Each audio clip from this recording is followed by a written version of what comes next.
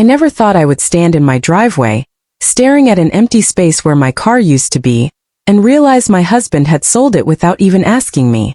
My hand shook as I clutched my phone, reading the text he left me. "Don't freak out. I needed the money. I'll explain later." My chest felt tight, like all the air had been stolen from the world. That car wasn't just a car.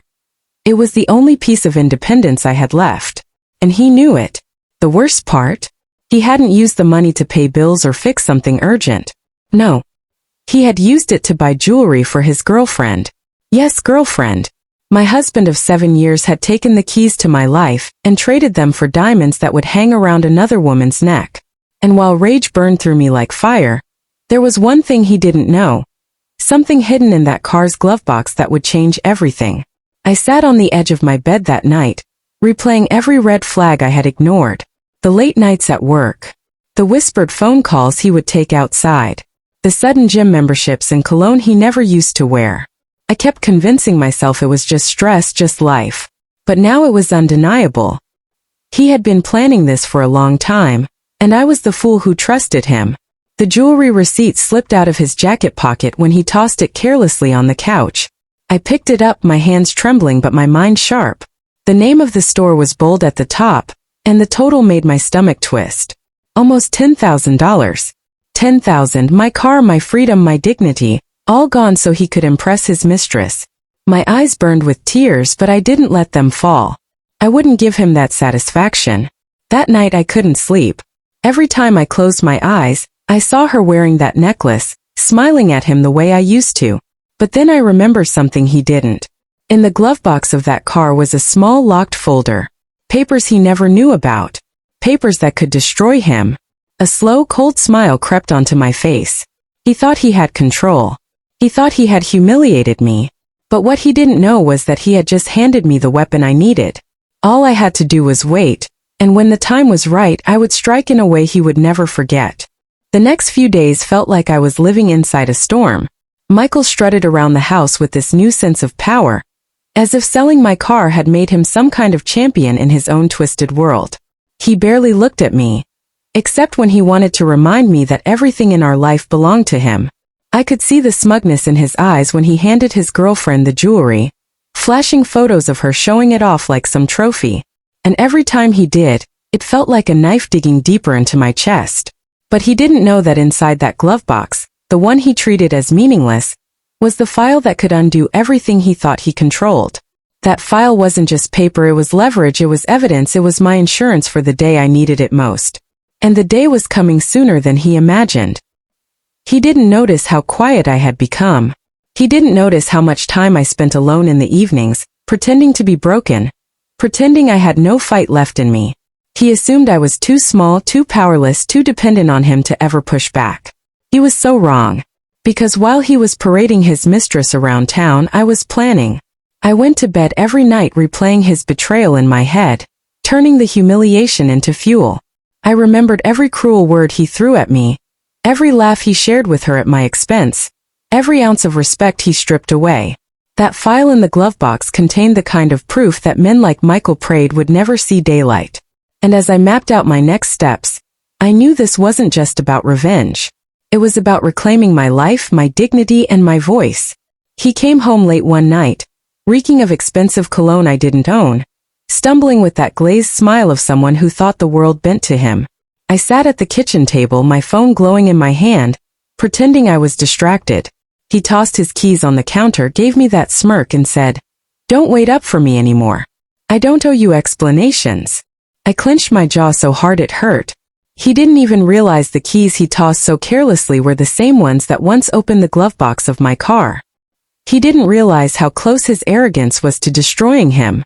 I let him pass, let him believe his control was complete, because the quieter I stayed, the stronger I became. The mornings blurred into each other. He stopped hiding his affair, and honestly, he didn't have to. The whole town had started to notice. Whispers followed us at the grocery store. Stares lingered a little too long when we walked into restaurants. He pretended it didn't matter, but I saw the shift in his face when people didn't treat him with the same respect as before. It was subtle, but it was there. He was used to being admired, to being envied, and now he was becoming the subject of pity. Still, his pride was too big to see how fast his foundation was cracking. Meanwhile, I spent hours at the library, digging into every detail about property rights, marital assets, and legal loopholes. I wasn't just planning to leave him. I was planning to leave him with nothing. One evening, while he was out again, I finally spread the contents of that Glovebox file across the dining table. My hands trembled as I touched the documents. It wasn't just insurance, it was the blueprint of his lies. Bank statements hidden under my name, tax evasion records with his signature, property transfers that he never disclosed. He had built a tower of secrets, thinking no one would ever find the base. But I had it all. If I played this right, I wouldn't just walk away clean, I would walk away with everything he tried to take from me. For hours, I sat there sorting, highlighting, and scanning every page until the weight of it became too much to bear. Tears ran down my cheeks, not because I was broken, but because I knew the power had finally shifted back into my hands. The next morning, he noticed the printer ink was low. "What are you even printing?" he barked, sipping his coffee. I looked at him calmly and said, "Recipes." He scoffed, already bored with the conversation, and grabbed his jacket before rushing out the door. My heart pounded in my chest, because he was inches away from discovering what I was really doing. But that was the thing about men like Michael, they underestimated women like me. They believed silence meant surrender. What he didn't know was that silence was strategy. Every quiet moment was me building the storm that would eventually drown him. A few days later, I decided to test the waters. I casually mentioned to him that I wanted to visit a lawyer about maybe updating my will. His eyes flickered for just a second, but then he laughed. "Why waste money on that? Everything's mine anyway." He kissed my forehead like I was a child, then walked out the door. I smiled to myself because that small flicker in his eyes told me everything. He wasn't as confident as he pretended. Deep down, he knew he had things to hide. He just didn't know how much I already held in my hands. I started documenting everything. His spending, his late nights, the gifts he bought her. I kept screenshots, receipts, and photos, each one a nail in the coffin of his false empire. I knew it wasn't enough to just expose him. I had to time it right. If I struck too early, he'd wriggle free. If I waited too long, he might cover his tracks. Timing was everything. And so I waited, watching him dig his own grave deeper with every careless choice. He thought the jewelry made his girlfriend love him more. But all it did was expose how desperate he was to fill the void inside himself. Meanwhile, I grew stronger. I started smiling again, even laughing with friends, while he sank further into paranoia, asking why I seemed so calm. I told him I had accepted things and he believed me. That was his biggest mistake. One night he accused me of going through his phone. I hadn't, not yet, but I didn't deny it either. I just stared at him until he grew uncomfortable, until he stormed out muttering curses. What he didn't realize was that by leaving in anger, he gave me access to the things he left behind. His laptop, his files, his forgotten logins. He was so sure I was too naive to understand his world, but the truth was I understood it better than he ever imagined. By the time he came back, I had copied everything I needed onto a flash drive hidden inside a hollowed-out book. He went to bed thinking he had scared me into submission, while I lay awake next to him, clutching the weapon that would eventually end him. The house grew colder, the air thicker, every room filled with the tension of secrets unspoken. His girlfriend started calling the house when he didn't answer his phone, and I would pick up just to hear the panic in her voice. She didn't know who I was at first, but when she realized, her silence was deafening. I never raised my voice, never fought with her because I didn't need to. She wasn't my target. Michael was. She was just another pawn in a game he thought he controlled. But I knew something she didn't. This game was about to end. The final straw came when he drained the last of our joint savings to take her on a trip. I stared at the empty account balance, my hands shaking, and felt a calm I couldn't explain. He thought he had stripped me of everything. But what he didn't know was that his greed had handed me the perfect weapon. The more he took, the more reckless he became. And the more reckless he became, the easier it was for me to close in on him. He thought the jewelry, the trips, the gifts made him powerful. But in reality, they were the chains tying him to his downfall. And I was holding the key. The courtroom felt like it was holding its breath the moment the clerk read out the words, "Case of Anderson versus Anderson." My legs shook as I stood, clutching the binder I had spent nights putting together. Across the room, James sat smugly beside his lawyer, his mistress perched in the back row, smiling as if she already owned my life. It wasn't just about the car anymore. This was about everything he thought he could take from me, my dignity, my future, and my voice. The judge, a woman with sharp eyes and no patience for games, asked James's lawyer to speak first.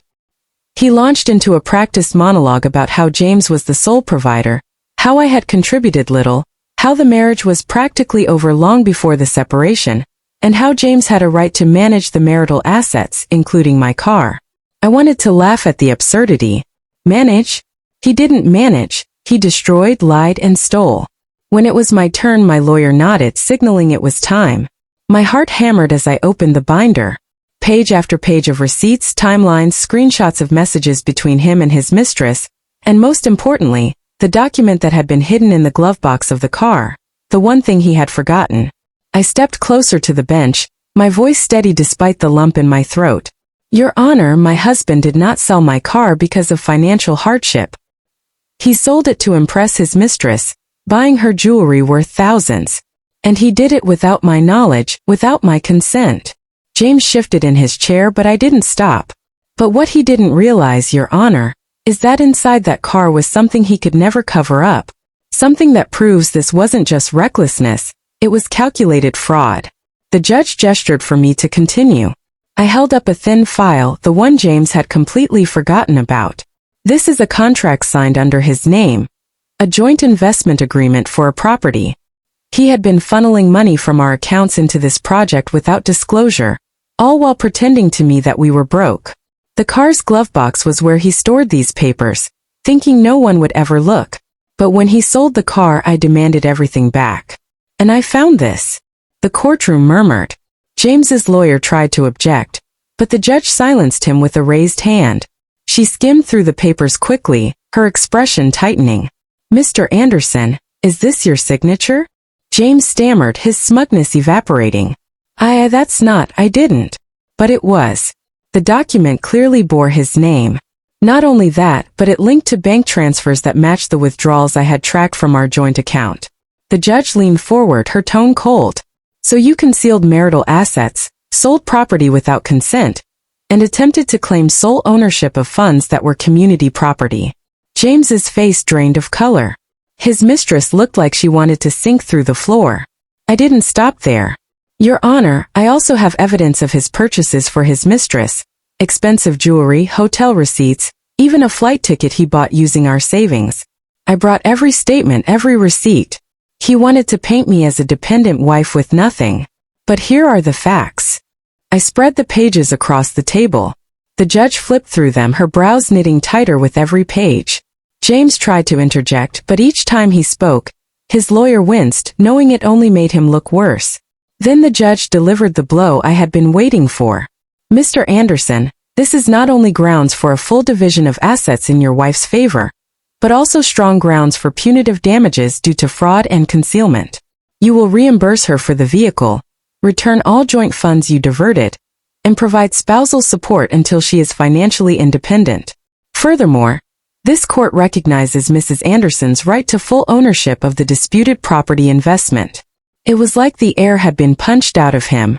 James slumped, his lawyer burying his face in his hands. His mistress bolted from the courtroom, realizing the jewelry around her neck was about to be seized as evidence. I stood tall, my binder clutched to my chest, my legs no longer trembling. I had done it. As we walked out of the courthouse, people whispered, some even smiling at me in silent solidarity.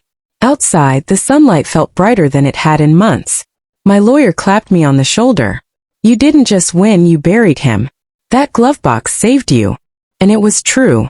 The very car he had sold to fund his mistress's fantasies had carried the one thing that would bring him down.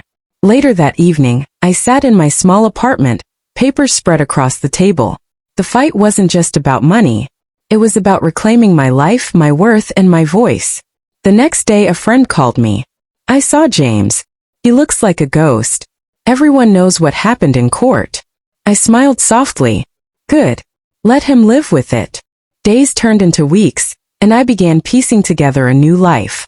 The settlement gave me enough to stand on my own feet again. I traded the emptiness of betrayal for the quiet strength of independence. I bought myself a used car.